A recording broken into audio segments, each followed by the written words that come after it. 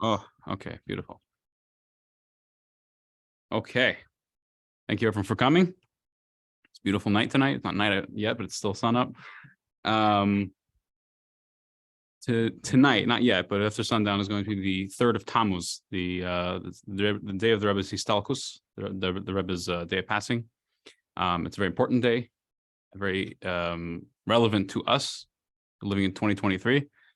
And tonight's lesson is very much strongly connected to that. And it's, as I sent out the message in the text and the emails, it's a loaded class. It's very exciting. It's a very, very important lesson. Let's start first giving some charity. You take a coin, pass it around. If you're watching at home, please take a coin, put it into your charity box. If you don't have a charity box, let me know. I'll get you a charity box. I want to thank Michael for sponsoring tonight's class. And it's to his merit, the Torah learning tonight. Thank you, Michael. And also, tonight's class is for the speedy recovery of a good friend of mine, Eitan Meir ben Leora. We have a speedy recovery, young man who needs a healing soon, very quickly.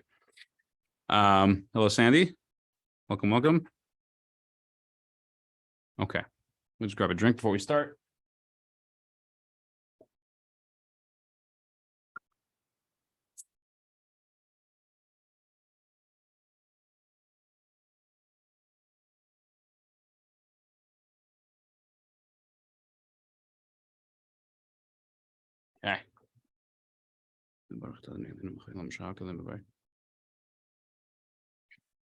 Okay. Let's do this. The ultimate test. You can hear me? Sandy, clear? Not yet. Okay, good. The ultimate test. Historically, our nation's most transformative moments came as a result of persecution. In this foundational discourse, the Rebbe explains how today's freedoms set the stage for Judaism's most consequential test.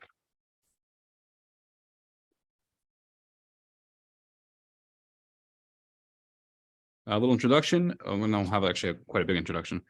During his later years, the Rebbe would from time to time personally distribute printed copies of one of his discourses. The most recent discourse the Rebbe distributed opens with the words "Ve'ata tetzave," and you should command.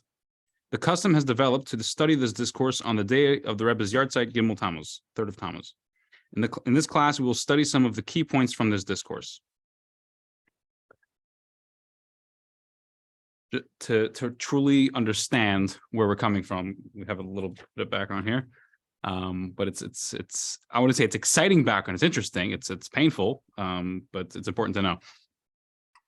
In 1920, after several years of upheaval, revolutions, and fighting between the two factions jostling for power in Russia, the Red Army was victorious and Russia became a communist state.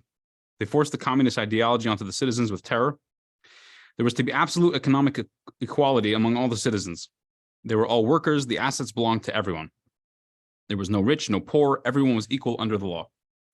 Along with the economic ideology came the atheistic ideology. Communism scorned religion, ridiculing it as, Elliot? Opium of the masses. But I looked it up. It's apparently it's a German phrase originally. Yeah, Mark said it. Yeah. So, right. So somebody translated to English said the masses. Inside, not a joke, but inside thing. Anyway, ridiculing it as the opioid, the opium of the masses, and began to uproot any trace of it. In short course, all religious institutions in the massive country were shuttered. Millions of Jews. Hello, Anne. Hi. Welcome. Hi.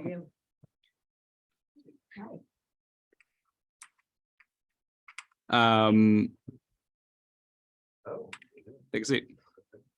In short course, all religious institutions in the massive country were shuttered. Millions of Jews were shocked to discover that their synagogues, schools, and mikvahs were now illegal. We're talking about the start of communism in Russia. This is the build-up to the class for tonight.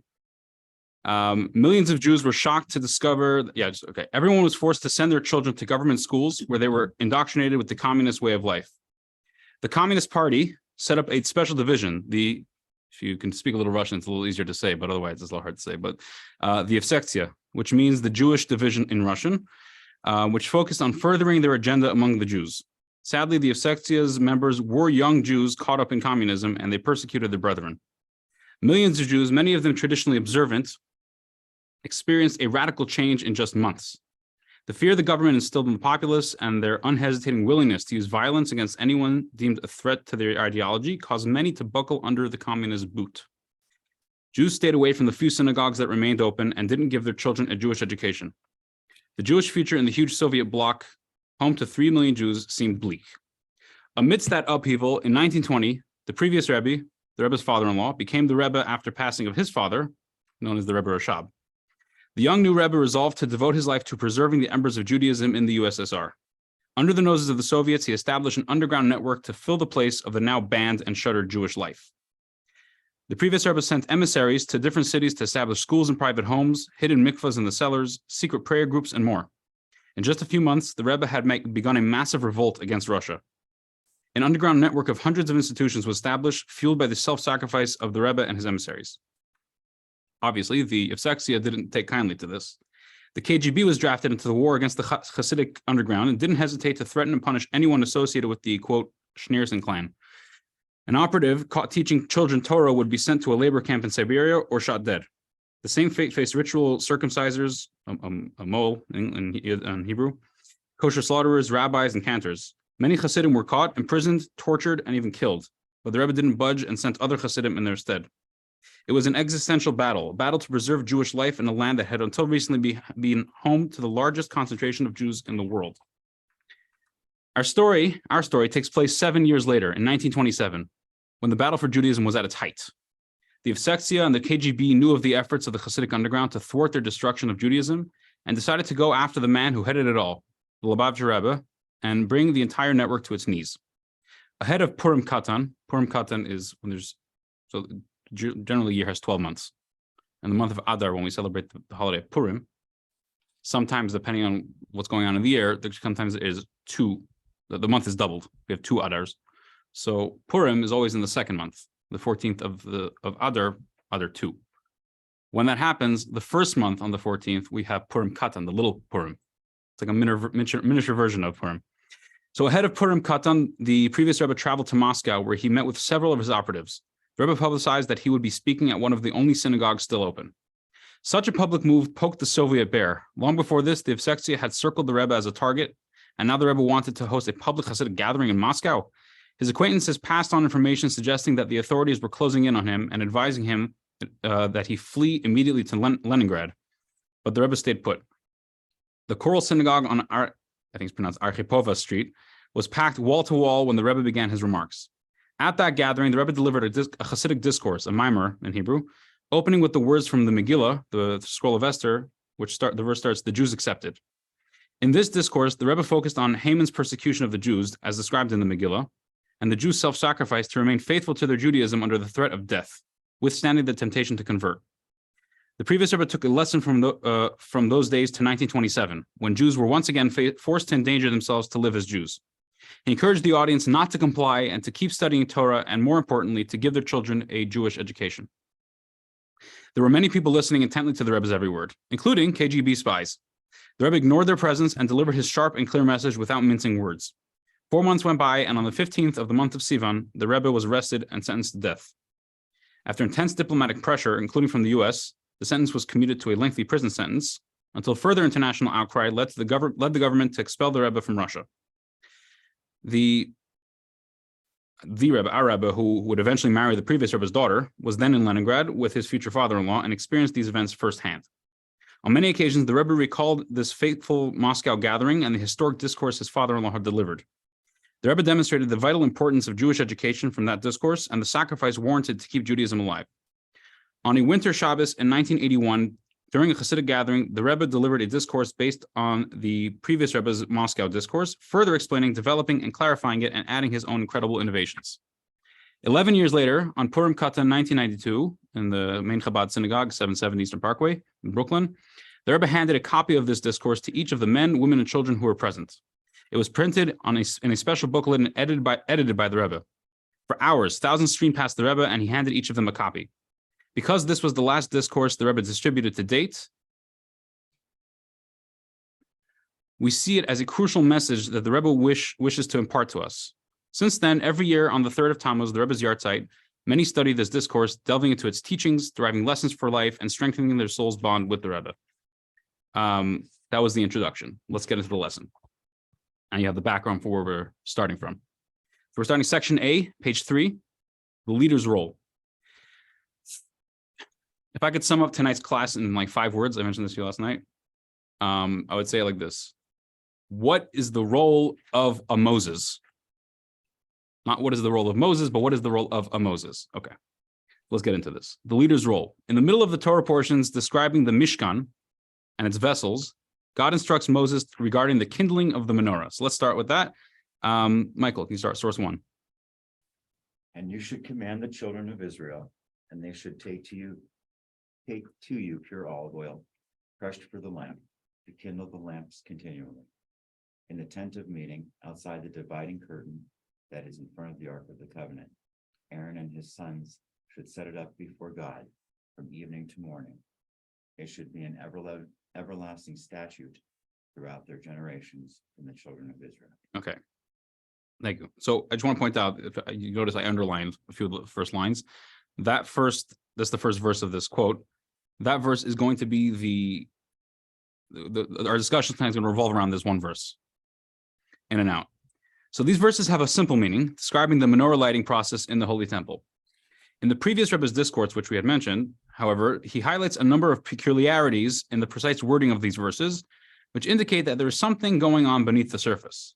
This choice of language is like a speed bump, telling us to slow down and focus on the secrets the Torah is trying to convey to us. So let's read the questions on this verse. Barry. A number of points are discussed regarding the precise wording of these verses. A, the Torah generally introduces its commandments with the expression, command the children of Israel, or a similar phrase.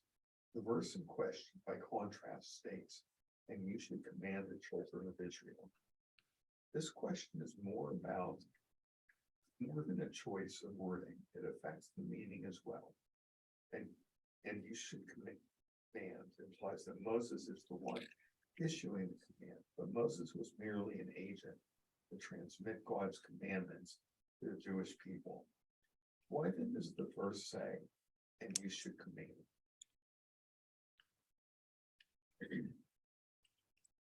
The phrase, quote, oil crushed for the lamp, close quote, also requires explanation. It would appear more appropriate for the verse to read, oil crushed to illuminate. Okay, thank you. Okay, so let's explain this question, 2 questions. It's really one question split into 2.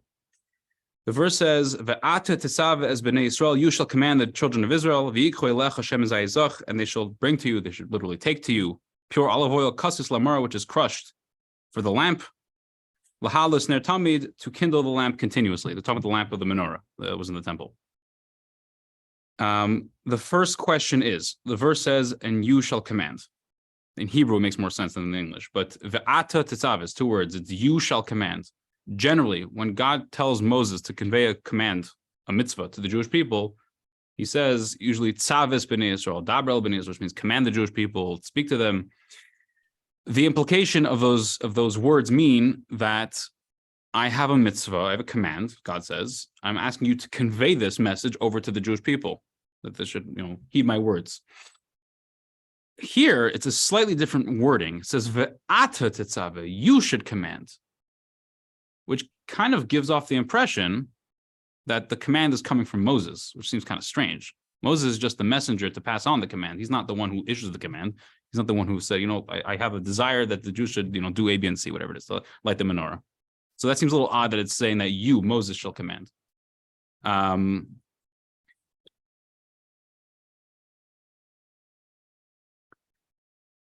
The second question is on the words kasis lamar, that the olive oil, the verse describes the olive oil. It should be pure olive oil, kasis lamar, crushed for the lamp, or crushed as a luminary. On a simple level, it's not really a question, but if you dig a little deeper, every little detail starts to matter. What it could have, in theory, should have said is kasis lehair. Lehair means to shine. That the oil, the olive is crushed in order to give off light. The oil you're going to put into a candle in the menorah, it's going to give off light, to shine.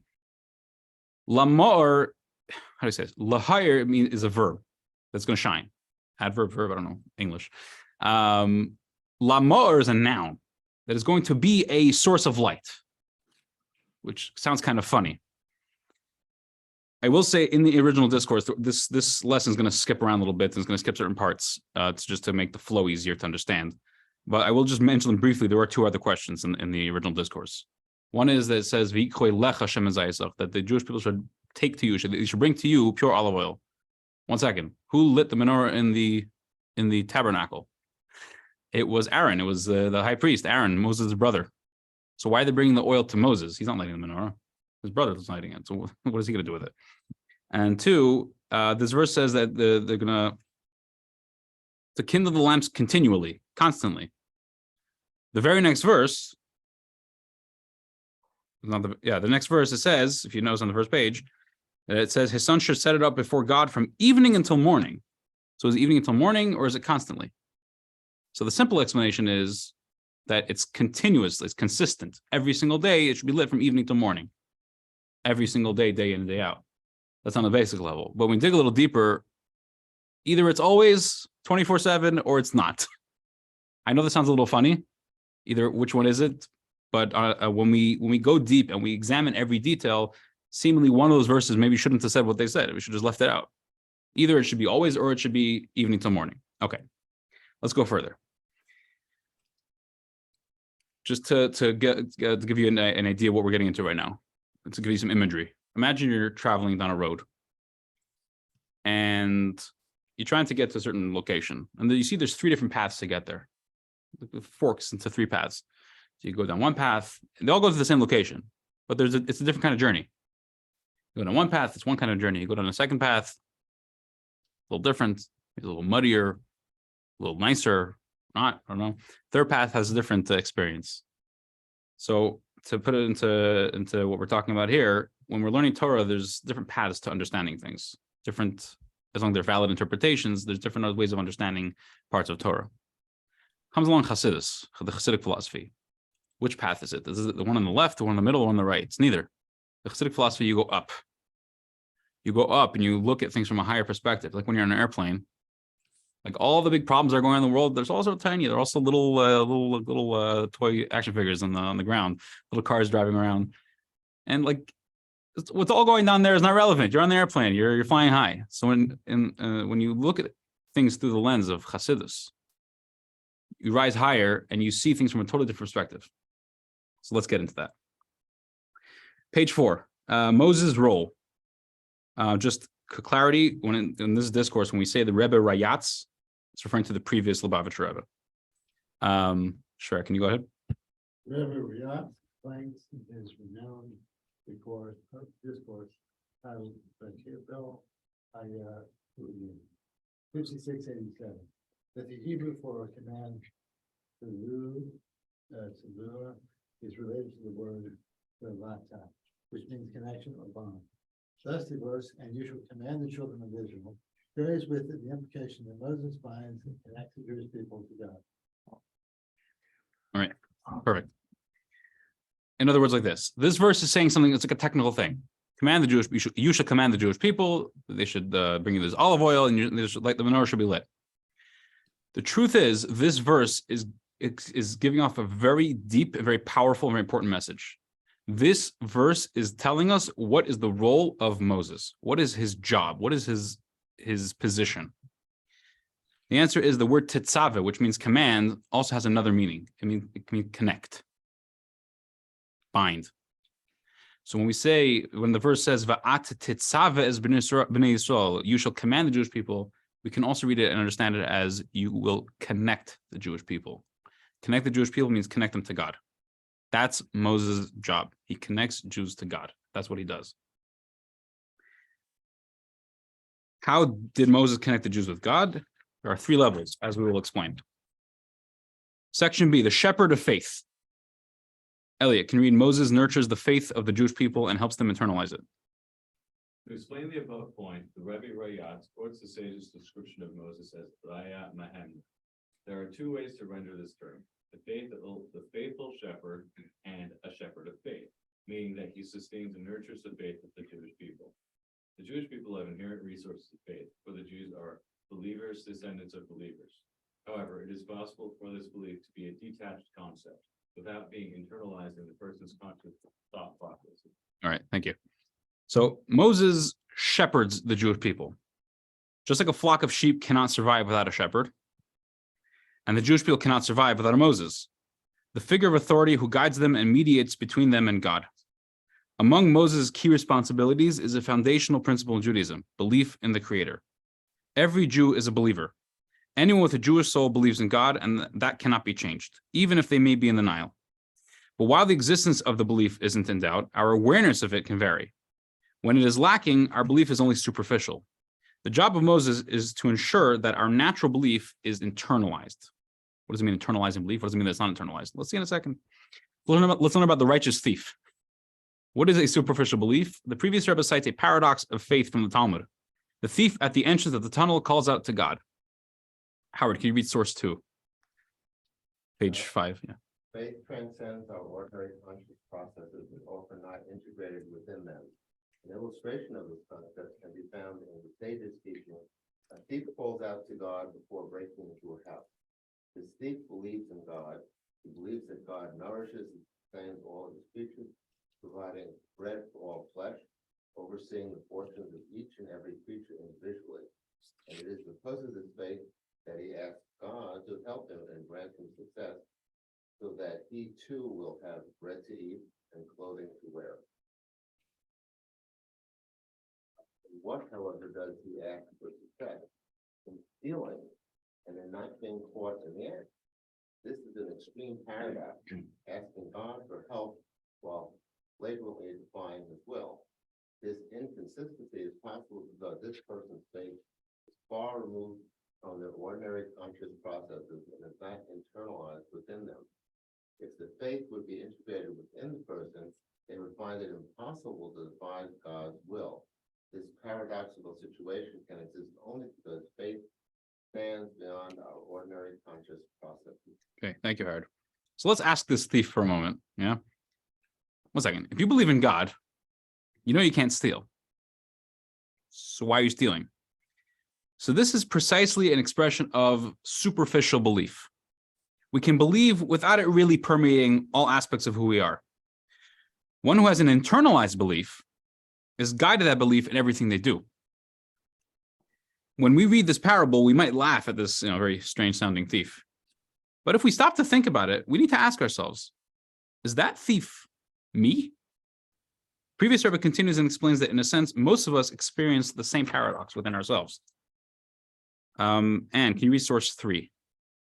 Every person can find parallels to this paradox in their own lives, either in crude or subtle form. For example, commercial activity is intended to be a medium through which we can earn a livelihood. Medium must be pure. It should not involve the slightest trace of the prohibitions of falsehood, dishonesty, and the like. Accordingly, when we ask God for help in earning a livelihood, we must first be certain that our business is a pure medium. Furthermore, we need to ensure that this business is a vessel fit to receive blessings, i.e., that is conducted according to God's will. Nevertheless, since faith transcends the level of our conscious process, we often don't pay sufficient attention to this. This is what it means that faith requires nourishing in order for it to radiate within our consciousness. This was the spiritual role of the Moses, the shepherd who nurtured faith, allowing the righteous to live by his faith so that it is felt with an internal vitality. Thank you so much, Anne. By the way, I forgot to mention, there's pens and Post-it notes in the middle of the table. If anybody has a question, you can just grab a Post-it note pen, write it down. Don't forget it. And at the end of the class, we can address the questions. So apparently we might all have a small thief hiding inside of us, ready to jump out at any opportunity. That's because our belief in God isn't necessarily sufficiently internalized, and it remains superficial. So in summary, not only professional thieves need a Moses, we all need someone to nourish and help develop our faith. Just a story to illustrate this point. When Rabbi Levi Yitzchak of Berditchev, who was a famous sage, a famous tzaddik, returned from his first visit to his teacher, the Maggid of Mizrich, his father-in-law asked him what he'd learned there. He said, Rabbi Levi Yitzchak of Berditchev, we speak about him sometimes. He's the guy who always is defending Jews. He said, I learned that there's a creator. Now, before I even go further, this man was fluent in all of Torah, backwards and forwards. Talmud was like the back of his hand. Like he just learned that there was a creator. His father-in-law summoned the maid. Do you know that there's a creator? Yeah. So he said, did you hear what she said? The older man asked Rabbi Levi Yitzchak. She also knows there's a creator. You had to travel to Mizrich to find this out. So Rabbi Levi Yitzchak responded, she says it. I know it. This is really one of the goals of Chassidus, to internalize our faith and belief in God. We must not only say, God willing or thank God, we really need to truly know it and live with it. So we asked what role Moses plays in connecting the Jewish people to God. We now have one answer. Moses ensures that our natural faith becomes internalized. Now, why do I say ensures and our and becomes in present tense? Let's read a little further. Section C, inspiring self-sacrifice. I'll read this part. Page 7. It's the Rebbe's words in the discourse, encouraging the people in trying times. The discourse, V'kibel HaYehudim, which is the previous Rebbe's discourse, goes on to state that the designation of Moses as a shepherd of faith applies not only to Moses, who led the Jews out of Egypt, who lived 3,500 years ago, roughly, but also to, quote, the extensions of Moses in all generations. That was a quote from the Zohar, the Holy Zohar. The leaders of the Jewish people in every generation who reinforced the faith of the Jews of their generation, enabling them to internalize their faith. For example, Mordechai, who's one of the main people in the Purim story, served as the extension of Moses in his generation, as reflected in our sage's statement, Mordechai in his generation as Moses in his generation. Even during the time of Haman, when the study of the Torah and the observance of mitzvahs required self-sacrifice, Mordechai assembled groups of people to study publicly in order to strengthen the Jews' faith in God and inspire them to stand firm in the study of Torah and the observance of mitzvot. So, was Moses a one-time leader 3,500 years ago? Mount Sinai took us to the desert. That was it. Gone, done. If Moses shepherded the faith of the Jews and connected them to God, there must be a Moses in every generation who does the same. Almost 1,000 years after the giving of the Torah, the Jews were exiled from their land. The well-known story of Purim takes place during that period, when the Persian Empire ruled over much of the world. The wicked Haman convinces the king Achashverosh, try saying that 5 times, to kill all the Jews, men, women, and children, in a single day. The year between this decree and the day on which it was to be carried out, which ultimately resulted in the Purim miracle, was one of the most difficult years in the history of the Jewish people. But it was also a very meaningful year. The Jews of the Persian Empire were faced with a cruel choice: stick with the truth until the end, or give in to the powers of evil. Although Haman included all Jews in his decree, a Jew who abandoned their faith was able to escape death. Life in exchange for principles, values, and identity. Here's where Mordechai's greatness comes to the fore. He manages to rally the entire Jewish people, which that were in his area, which included communities who were far from living a Jewish way of life, to join together and form a block of faith and connectedness to God, even to the point of giving their lives. This didn't encompass only the adults, but even extended to the children. Okay, accepting the Torah during the, I'll say Achashverosh era, because I can't read that word. Barry, can you read source 4? First in the Megillah, the Jews accepted that which they had begun doing. Means that now during the time of exile, they accepted that what they had already begun at the giving of the Torah. As the sages teach, Quran Shabbat 88, close Quran, on this verse, quote, they re-accepted now that which they already accepted at the giving of the Torah. Okay, so the previous Rebbe quotes a verse from the Megillah, Scroll of Esther, in his discourse that says that the Jews accepted what they had already begun doing. They accepted what they had already begun. This means that when they accepted the Torah at Sinai, it was only a beginning. 1,000 years later, they finally accepted it completely. Now, when we start analyzing this, we'll see that it is very difficult to understand what that means. Can you go ahead, upside down? The Rebbe Rayatz points out in his discourse that this seems to be an inconceivable statement. At the giving of the Torah, the Jews were at the most highest of the spiritual peaks and received the most sublime revelations of godliness. This was all on top of the great revelations the Jews were granted before the giving of the Torah, the revelations associated with Exodus, and particularly those of the splitting of the Red Sea. In the times of Asherah, Shreus, how do you pronounce it? by contrast, the Jews were at a nadir. Every exile entails a concealment of godliness. Following the paradigm of the Egyptian exile, of which it is written, they did not listen to Moses because of their dwindled spirits and hard toil. Similarly, all subsequent exiles present various challenges with regard to the observance of the Torah and its mitzvot. During the time of Haman, there were particularly great concealment, and the very lives of the Jewish people were endangered. Nevertheless, at Sinai, when the Jews were at their apex, they only experienced the beginning, specifically at the time of Haman's decree, when they hit their absolute nadir, they accepted what they had begun at Sinai. Okay. Thank you. So the previous step is asking an obvious question. At Sinai, the Jews were on the highest spiritual level. God spoke with them directly, showed them miracles, gave them the Torah, and they happily accepted it. Why is that considered merely the beginning? Contrastly, during Haman's decree, the Jews were at a spiritual low, very bad state, and they were under existential threat. Why could the Torah only be finally accepted then, cementing what had begun at Sinai? You'd expect that when did they fully accept Torah? When things were good, things were beautiful, things were clear, things were holy and spiritual. That's when they accepted Torah. And when things were bad and awful, they forget Torah. We'll put it on the side. We have to try to survive. But it was the exact opposite. How does that work? Self-sacrifice, the real deal. Elliot, can you read that?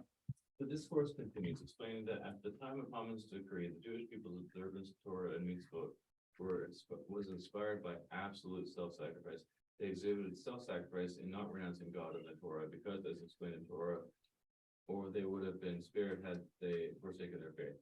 But the decree was issued only against the Jews, i.e. those who held firm to their faith. Nevertheless, the thought of renouncing their faith did not occur to them. Moreover, they exhibited self-sacrifice and observance of Torah and mitzvah to the extent that they gathered publicly to study Torah with self-sacrifice.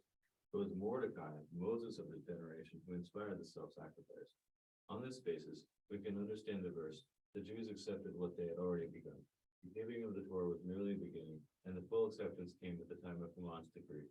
With a practical expression of self-sacrifice and the observance of Torah and mitzvah related them in this verse to a level higher than that experience at the giving of the Torah. This is why the complete acceptance the Jews accepted took place at this time. Yeah, thank you. By any measure, the state of the Jews during the time of Haman's decree was not good. But they had one thing going for them, one advantage over their ancestors, which was actual self-sacrifice for their Judaism.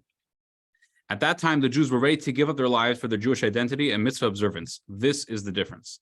This is because the strength of a relationship is measured during the time of a crisis. Compare it to the wedding of a young couple, standing under the chuppah, the wedding canopy. They're full of goodwill and rosy dreams. But everyone knows that's only the beginning. Years will go by and they'll experience serious challenges and that they will overcome together, God willing. This will make their bond stronger and more durable. They will become even more loyal to each other, giving their marriage a much deeper meaning. The same is true for the marriage between God and the Jewish people. At Sinai, after God took them out of Egypt, after showing them his might with the 10 plagues and the splitting of the sea, and giving them manna from heaven, they would certainly say yes. Only after years go by, and they are exiled from their land, living in under an oppressive ruler who wants to annihilate them, and they're still faithful to their Judaism, then we know for certain that this marriage is durable. It's a durable, lasting marriage. That's why they accepted what they'd begun at Sinai. But this didn't happen on its own. It wasn't natural. That decision to give their lives wasn't automatic. That spark was fanned into flames by their leader, by their Moses, Mordecai. Sandy, can you read Being Crushed Reveals the Soul's Light, page 10?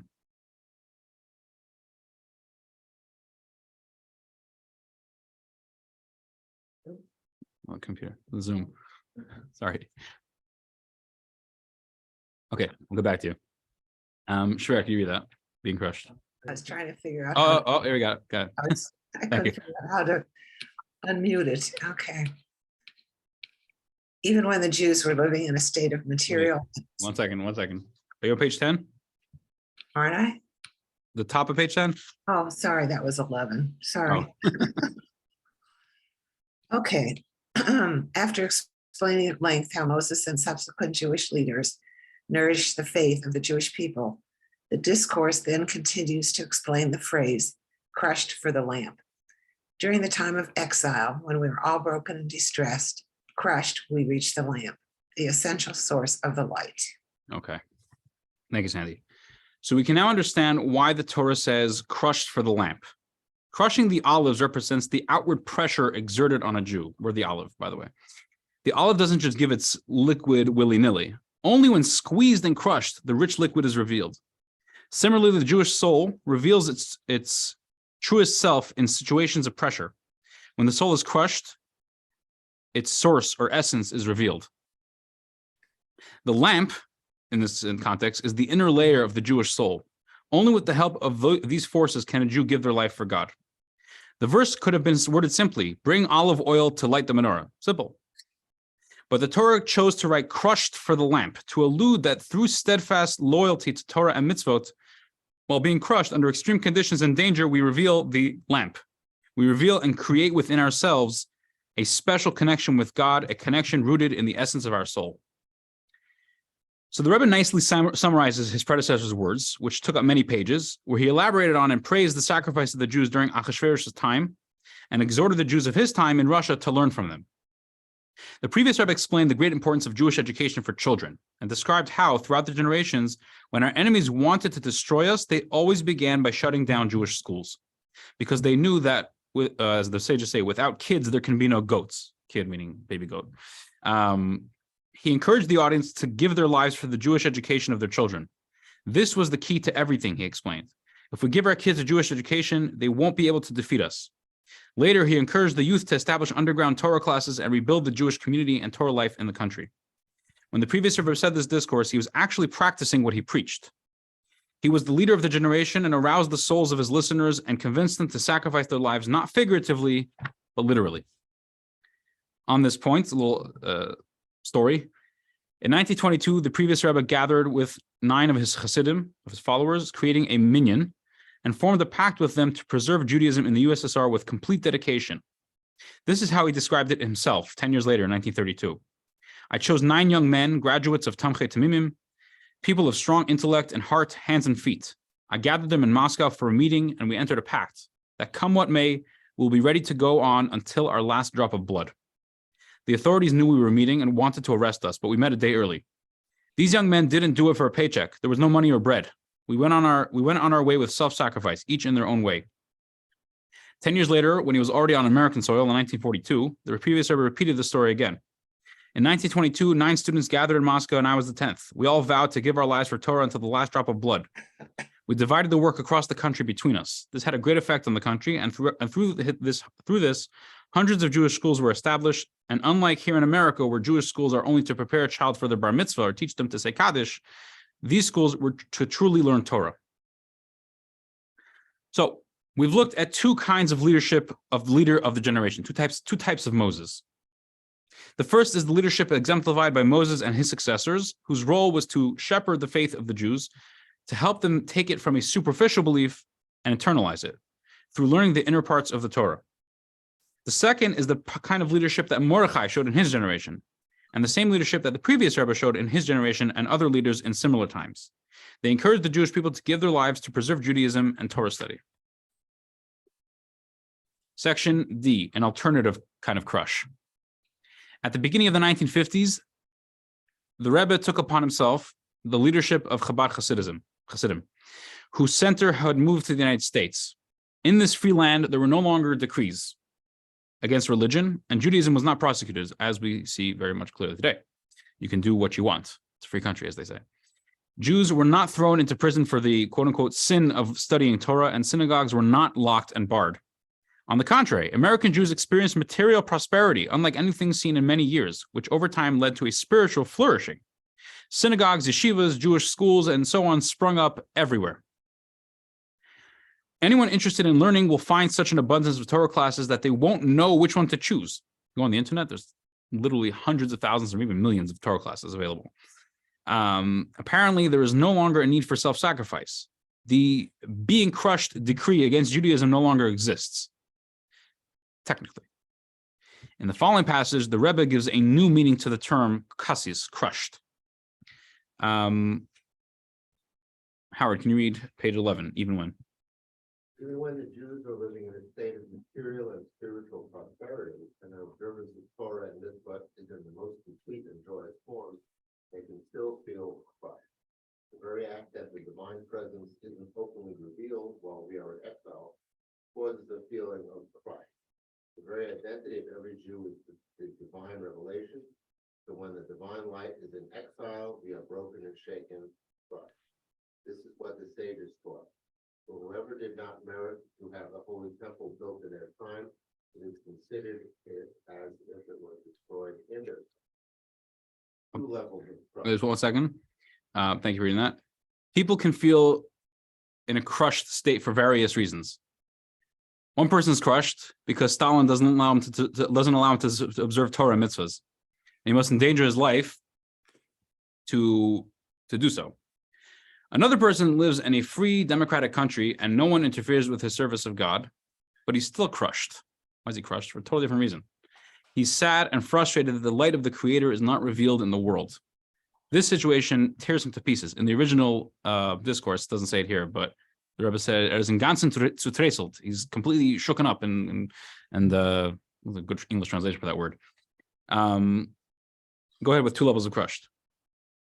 2 levels of crush. There are 2 paths of crush that lead to the land. The first path is when the Jewish people are being crushed by decrees against Torah study and mitzvah observance, as they were at the time the Rebbe Rayat delivered this discourse. Their self-sacrifice leads them to the land. There is, however, another dimension to the phrase crushed to the land. Even when the Jews are living in a state of prosperity, both in a material and spiritual sense, the very fact that they are in exile leads them to a state of crush. Through this crushed state, they reach the land. All right, thanks. In the previous section of the discourse, we explained that the hint in the phrase crushed for the lamp is that through the crushing, during exile, the observance of mitzvot, even when it is difficult, one reaches the lamp, the source of light. Here, the Rebbe clarifies that there are 2 levels of crushing. The first is a result of decrees against Torah mitzvahs, and the second occurs even when there are no decrees. But why is a Jew broken if they have no troubles? There's nothing to be bothered about. There's nothing disturbing you. It is because the Creator is not fully revealed in the world, and redemption has not yet come to the world. Those who are highly spiritually sensitive understand that this reality is a great trouble. The divine presence is in exile. The world is limiting the possibility of godliness to be fully present. The Rebbe cites examples of people that lived with this crushed feeling. And can you read page 12, an ailing soul? Hebrew word for sick, lay, has the numerical value of 49. There are 50 gates of understanding. So chole alludes to a person who has attained 49 of these gates and is lacking nearly the 50th. They aren't content with this achievement and feel sick with yearning for the revelation of godliness. Moses was lacking only a little in his understanding of God. He achieved 49 of the 50 gates during his lifetime, but only on the day of his death was the 50th level revealed to him as he stood on Mount Nebo, which is an acronym for Nunbo, 50 in him. The third Chabad Rebbe, Samak Tzedek, famously writes, "We would hear from our teacher and master, i.e. the first Chabad Rebbe, the Alter Rebbe, I do not want anything. I do not want your Gan Eden. I do not want your world to come. I want nothing else but you yourself." All right, thank you, Ann. So the Alter Rebbe, the first Chabad Rebbe, presented this idea in the above cited statement. Figuratively speaking, he was saying, I may be able to live a very high spiritual level, but I'm not willing to compromise and accept anything less than a direct connection with the Creator himself at the highest level. Within everyone's ability. The fact that the Alter Rebbe made such a statement, and as inferred from the expression, we would hear, he would say this regularly, and the fact that the Tzemach Tzedek publicized it, endows each and every Jew with the potential to have a similar desire. Our most basic desire can be for the revelation of God's essence. Moreover, this desire can be so powerful that when such a revelation is absent, and especially in the time of exile, when we are lacking even the revelation that exists in the time of the Holy Temple, we are crushed. We request 3 times or more every day in our prayers, may our eyes behold your return to Zion and mercy, meaning that there be a revelation of godliness, a revelation of God's essence. The words of the Alter Rebbe empower every Jew to aspire for greatness. Even those who enjoy a quality life, both materially and spiritually, and may we all experience such a life, such a person can still feel broken because the redemption has not yet arrived. We beseech God 3 times a day in prayer for the coming of the Mashiach. We thirst for a deeper spiritual fulfillment beyond what we currently have.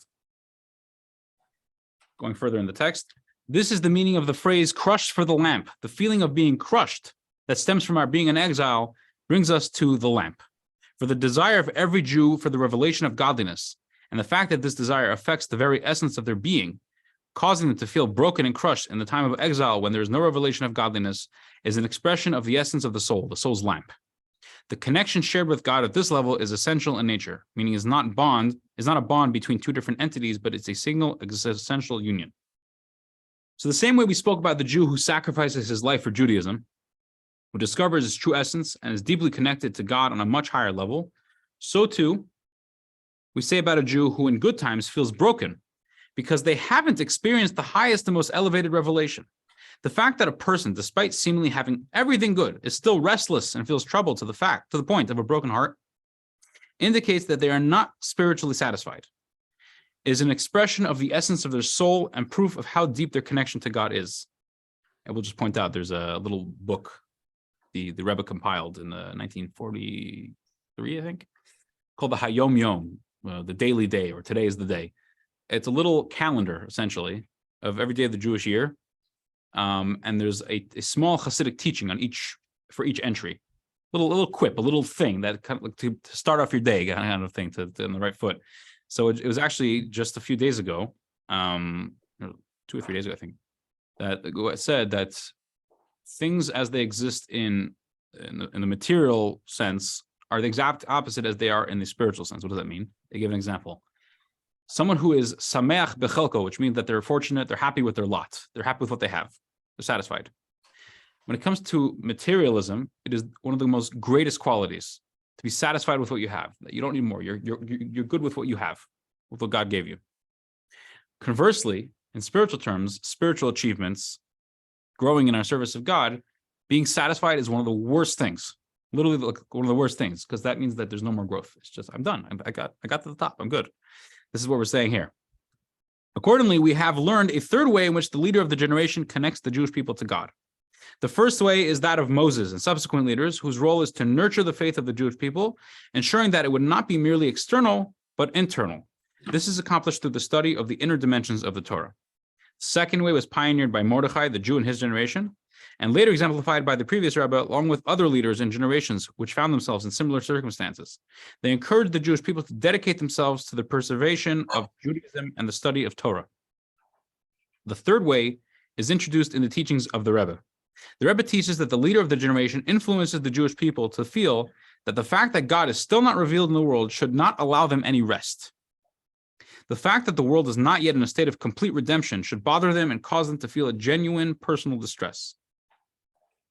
Perhaps it can be said that these principles are manifested in the endeavor of shlichus, the Rebbe's major mission. What is that? So a regular spiritual leader cares for their community. That's part of what they do. He teaches his yeshiva students or works to improve the spiritual standing of the community. But when he's told that there is a Jew in a distant land who cannot celebrate his son's bar mitzvah, he says, well, you should come here. The Rebbe brought about a revolutionary change in thinking.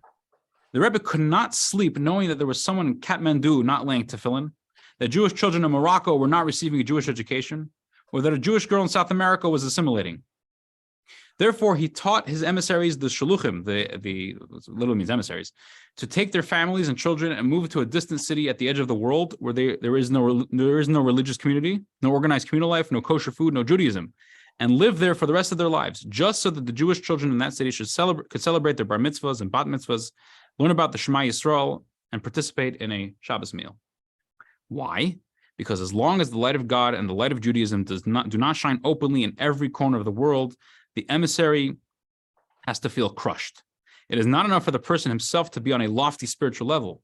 His interest is that the light of Judaism illuminates the entire world. When he hears about a certain corner of the world where the light of Judaism has not yet shined, he is moved to bring it to them. This idea applies to each one of us. When we go on vacation to Florida or Mississippi, wherever it is, and visit an amusement park, if we take with us a pair of tefillin and give Jews the opportunity to put on tefillin, it's exactly the same thing. Our vacation is not complete when we see Jews in whom the light of Judaism has not yet been shining, or not yet been revealed. When we prepare for the Shabbos meal and encounter a Jew who seems unprepared for Shabbos, we should invite them to join. Why? This is the Rebbe's message, that we should all feel crushed when we see a lack of divine revelation in a particular place and do everything in our power to reveal it. Michael, can you read the last part? This work leads.